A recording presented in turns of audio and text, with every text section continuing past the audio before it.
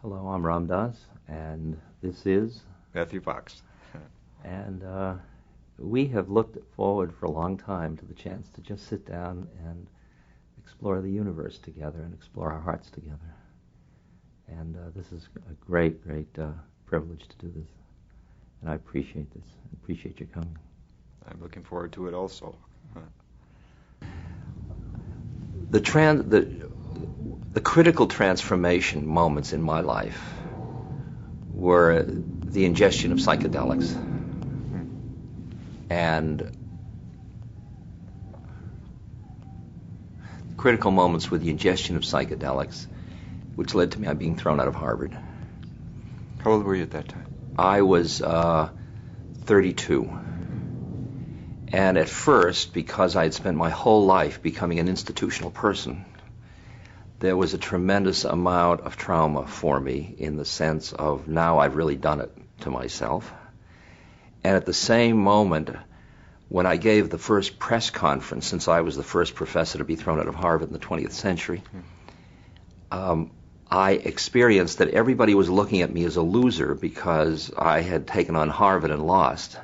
And Harvard was such an august institution. And I felt inside myself that I had won. But I was a psychologist, and I thought, this is the definition of pathology, psychosis, when everybody thinks one way and you think another way. And then I thought, well, if I'm nuts, here I go. And there was something that flipped in me. Instead of righteousness, I got into, okay, let's play. There was something for me to break out of some set in myself. When I look at your life, you played a game many levels out of that same, there's a certain parallel. Harvard and the Vatican. Yeah. Would you play with that a little bit as terms of the way it impacts your life consciousness, your inner consciousness? Well, the psychedelics I was playing with, I think from the time I was quite young, was just mystical experiences themselves. I never felt the need for the drug thing. And frankly, the Catholic Church gave me some nourishment around that. Gregorian chant when I was young is wonderful. Sure. Of course, now it's not the church that's doing it; it's the youth are bringing Gregorian chant back. But even the lessons in the Dominican order of fasting and celibacy and so forth, chanting the rosary, mantras, all that was there to kind of keep a mystical life going. And what amazes me is that the church wasn't interested in it. And when I went to Paris and did my studies there and kind of came back all enthused about our mystical tradition and how it relates to social justice, this is all the late 60s, I got a hearing among the young, but the ones in power were very threatened, and that's how it played out for many years. I was told by a canon lawyer when things got heavy with the Vatican and me, he said, taking on the Vatican is like standing in front of a train, and no one ever wins, which may parallel your experience at Harvard. But something went on in me, and I said, well, I don't want to win or lose. I don't want anyone to lose in this. But like you, I turned to creativity. I turned to play. And I wrote a public letter to Cardinal Ratzinger called, Is the Catholic Church Today a Dysfunctional Family?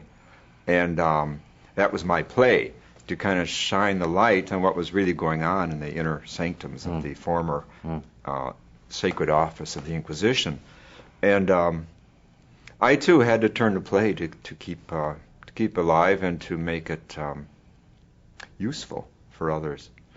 To this day, I wouldn't say I won or lost, actually. The train came and I was bumped off, but I used that moment to educate. Leonardo Buff, the British theologian in Brazil, advised me around that. He said, millions of people heard about liberation theology when I was silenced who'd never heard about it before. And I said, well, no, this is a great way to get the spiritual tradition known in the church. Let them silence me and go public with it, and more people will hear about it. And so there's a great line, you've probably heard it, where consciousness is partial, irony is inevitable. And I see the irony of their silencing me and even their expelling me, and yet the word getting out more. So it is about play, irony, creativity, and I've survived. Do you feel less effective because you're not legitimized by that institution? Well, I think my constituency shifts a little because I'm not legitimized by it. I became an Episcopal priest to stay within the Christian tradition because I think as a Westerner, I want to work out of our own cultural DNA because I think we got to bring these institutions into the 21st century, kicking and screaming if necessary. And the Episcopal Church was not only willing to accept me, but on a clear basis that I want to work with the young people around reinventing Western forms of worship using rave and rap and whatnot. So my constituency has shifted somewhat. I think that my closest advisors were against my shifting. My closest friends, I lost friendships over it. One Dominican, ex-Dominican, I'd known for 35 years, just stalked out. Really? So, there was a personal loss and a grief process. I had a dream where I was standing outside a rusty gate, and the gate and the cemetery. It was a cemetery gate, and I cried in the dream, which rarely happens to me. I woke up crying. The question was, a voice said, "Everyone has a role in life," and I said, "What's mine?" And the response was, "To make creation spirituality known." But I realized that the gate represented the cemetery part of the church, that which has to die, and also it was rusty iron. I think it represents the modern world of and you had this, I think, at Harvard too. You were stepping into altered states of consciousness and mysticism that our modern structures, educational and I would say religious, were not capable of honoring. And I respect the fact that you've stayed true to that journey and you found your wisdom in the process. I think a lot of people are tempted to leave modern forms the institutions today. and create. It's the difference between religion and spirituality now, isn't it? Exactly. In this society. Exactly. And it doesn't have, the spiritual voice doesn't have the historical power of the institutions. It doesn't have the stability, but it has the living spirit to it. And I'm now seeing the absence and hunger for ritual, which I know you also are. And yet I'm watching how quickly ritual becomes habituated, and the half-life of ritual, except in certain cases like the Eucharist, for example, seem to me to stay a living moment for people. There are very few rituals historically that I think have stayed as living. And talk to me a little bit about how ritual enters into the spiritual movement that's around and how it can vitalize and give people structure to their life. Yeah. Is that what interests me? Yeah. Well, I think ritual is where humans connect to the cosmos. We have a new cosmology from science today and all, but until it gets into ritual, into our hearts and bodies and bloodstream and dreams, it's not going to get into the body politic. And until it does that, we're just going to have meetings where we talk at each other, and we're not going to have real encounters where we're changing one another's hearts and ways of living on the planet. So I see ritual as absolutely basis for community. And it's where community gets together and shares its awe, its wonder, and its grief, and does its work together, if you will, and its talents and its gifts. And we're so hungry for that because the modern age deprived us of community. I mean, Newton's idea that we're all individual parts, it has killed community, and it killed ritual. But now that we have this new cosmology, we can bring it back, community and ritual. And ritual serves the bigger picture here. And I think what we have in the first postmodern generation, the youth today, is a real commitment to celebration. I mean, these rave dances where they dance all night, then go to work the next morning, are quite astounding. And they started not with drugs, but with a goal to have a trance experience. To have the nearest thing to it is a vision quest, where we stay up all night to have a vision. It's very spiritual. And here we have a language of multimedia, of dance, of trance dance, which is really very pre-modern. It's very indigenous. It's about a beat is connected to the earth with an ecological ethic, and all the ingredients, I think, to make something really happen. This is why I'm interested in bringing this language and it's urban spirituality, bringing it into the church traditions where it'll really wake up these traditions on the one hand. But I think, frankly, something like rave needs a form, a contour of tradition with a small t, because without it, they're going to go the way of drugs. And I don't think that drugs lead to prophetic action. And it's risky. In fact, studies came out this August, a month ago, saying that the drug ecstasy increased depression in the brain. So I think, in a way, young people have to choose once again between drugs and some kind of healthy community worship. 2 points I want to make here about this. I don't want to get into our drug, non-drug justifications and protections, but the rave situation started in England, and it did start with ecstasy.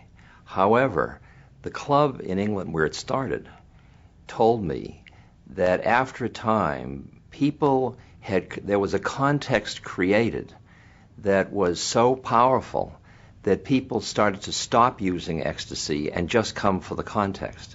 And then it was moving towards what you were talking about, where the context of all night and the trans-induction and the transformation, so that's one bit of data that I want to just add in.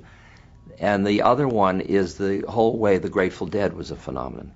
Because to me that was as close to a living spiritual process that had the minimum amount of oppressive structures. It was clearly ritualized, and the band didn't consider themselves other than a catalyst for a process that very definitely needed the audience for the totality of it to happen. And I feel that was a 25-year living religious experience. I agree. I think it really was ritual for a lot of people who identified with it, and that the band, and they're the first ones to admit that they were anything but perfect as a band, but they were doing something bigger than that. They weren't just doing rock, they were doing ritual, and they blurred the boundaries between art and spirituality, and really, and what I'd call, what Otto Rank calls healing the masses, which he says is a task of religious prophets. So in many ways, I think that band was doing a religious task, in addition to just not just, but a musical task, if you will. But I sat down with 14 members of the rave community here in San Francisco a year ago, and we were going to meet for an hour. It went on for 4 hours, because I'd never in my life had a conversation with people more articulate about their mystical experience. Never. And they ranged in age from 17 to 34. And it was the reason I joined the Dominicans 35 years earlier, to have conversations like this. I never had one with so many people. I had with one here and there. So I think I respect the fact that the people in the rave movement, many of them anyway, are really serious about celebration and about spiritual experience. And I think that's the number one thing that the modern world deprived of us of, I think, was a sense of the sacred. And in fact, I had a dream a few months ago, and there was a sentence in it, and that sentence was, there's only one thing wrong with the human species, and that is we've lost a sense of the sacred. And I think that applies to the ecological problems and the rich versus poor problems and the developing versus undeveloped problems. We can recapture the sacredness in which we're living. What you mean by the sacred is not just an appreciation of the preciousness of form. It's the mystery that lies behind form. Absolutely. The mystery in relationship. And again, this is where the new cosmology helps us to know that everything we encounter has a 15 billion year history. And that's pretty amazing. And so we're living in the sacred. The whole universe is the temple, the holy temple of the sacred one.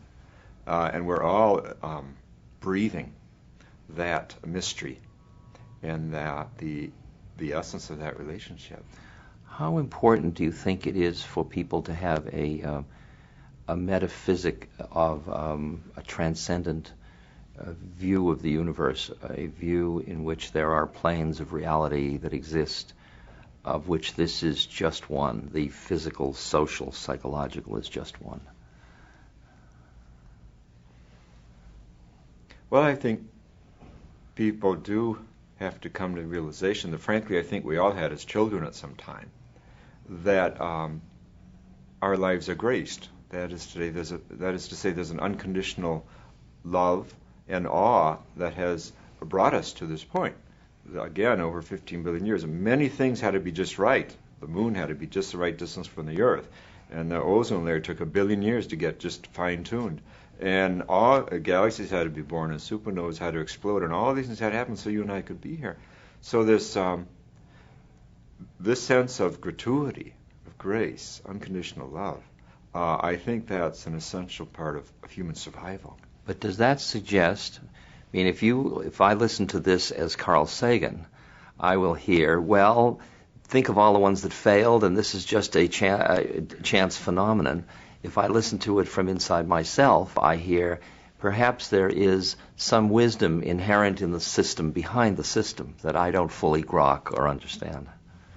Well, that's the point. Like Eric Jantsch would say, the physicist, that God is the mind in the dynamics of the universe, that there is a wisdom. When I read Eric Jantsch as opposed to Carl Sagan, I'm struck by this is the same as the wisdom literature in the Hebrew Bible, that wisdom permeates all things. And she puts order where there's disorder, and she's able to live with chaos because she plays, and she's creative. And creativity is about chaos. So of course there's chaos, but that's not the point. We have enough order in our intelligence to be able to discern that out of the chaos there's this amazing accomplishment has occurred called our ecosystem and our planet and our species and these many others. I was struck by what Deepak Chopra said the other night when he said that materialism today has to be understood as superstition. It's a superstitious way of seeing the world. I think, frankly, Carl Sagan is superstitious. I think he's still operating out of a 19th century materialistic ideology. I think that's a pity, because but any conceptual model is superstition. That's right. I was just going to say, yeah. We got to bring the heart into this. Sure, yeah. And that's where you got expelled from your modern institution at Harvard, and I got expelled from my my institution that was very late to come to the modern world, the Vatican, since they only approved of Galileo 6 years ago. Isn't that funny? It's so funny. The Vatican is very late coming to the modern world. Yes. And yet they're acting the whole thing out. For example, that Newton taught that there's one center in the universe. So the Vatican said, yeah, we're the religious center. Come and get it, either this or nothing. And now that's been bypassed by today's physics. The universe is omnicentric. Sure. You don't see the center because it's all center. Exactly. C.S. Lewis said. There you go. Yeah. Well, Lewis got it, as usual. What do you think about that people have to experience the spiritual plane as integral to their worldview? Well, I've been working recently in aging, around conscious aging, and I've been trying to say, where is the perspective, where could a human being stand in relation to the experience of aging where they are not trapped in time? And I see that the identity with the soul rather than the ego is one of the roots. And then I say, well, is that going to be new for most of the people I'm talking to? I can talk to the choir all the time, but if I'm going to talk to the general public, what am I going to say? And then I realized that what I mean by the soul are altered states of consciousness, other planes of reality, if you will. And I realized we all exist on all these planes of reality all the time, but that our conceptual models don't allow us to acknowledge that. But the information's there and the data is there, that just the experience isn't there because there's no conceptual framework. So we treat that information as error or irrelevant. So I've been trying to define or figure out how to ask a person to relook or to open up conceptually to consider what the phenomena are that they're dealing with in their life. And look at the concepts they impose on the phenomena, like saying when they have an experience out of time, they say, oh, it's irrelevant, or I went out of my mind, or I'm going crazy, or I forgot, or something like that, instead of, wow, or yes, or another part of my meaning. I mean, I just feel we are so reductionistic in the way we think of ourselves as what human is. Because human has timelessness in it as well as time. It has formlessness in it as well as form. And to me, learning how, my first experience was when I tasted other playing, when I tasted the fact that I was at home in the universe, that I was part of the universe, that I was the universe, I came back from that saying, quote, I just got high. And then I thought, that's looking at it from low, that I got high, and I wanted to get high again. And it took me years to realize that I didn't want to get high, I wanted to be free. And that free was neither high nor low. And that I had to integrate all these and stand nowhere. So this has been my sequence through the whole thing. And I went from feeling I went to India and this was precious and only the saints had it and it was rare, to looking and seeing that everybody has all the data, they just don't have the software. That's very moving to me because in so many ways that's my journey, but different. I went into the saints, the Catholic saints and all that stuff. Sure. But my basic position early was that everyone has this. That we have to democratize mysticism, make it non-elitist. And this is one reason I've been so not only attracted but nourished by Native American prayer. I get more out of a Vision Crest or a Sweat Lodge or a Sundance than I do out of most Western forms of liturgy, for sure. And again, because everyone's there, everyone's represented. It's not an elitist thing. Yeah.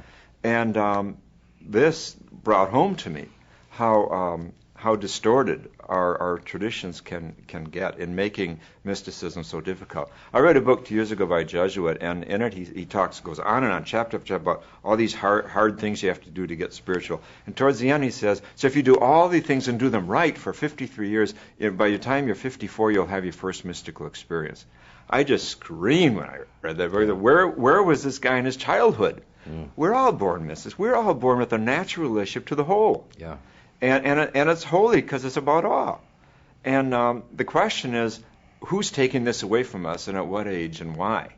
Our educational systems, our work systems, our religious system. Yeah. And it's like you say, the whole modern worldview is drummed into us so early. Theodore Roosevelt says that mysticism was held up for ridicule during the Enlightenment as the worst offense against reason and technology. Sure. Yeah. So there's a mystics have hidden in the closet. And the mystic in all of us is at a hideout. Yeah. So now you're dealing with retired people, the older people who have been trained in this way of thinking. Yeah. But I also deal with different ages and like circle dances. There's so many ways to get the heart open again. Circle dances and all kinds of simple kinds of rituals get it moving again. And at retirement is a wonderful age for people who start their life all over again.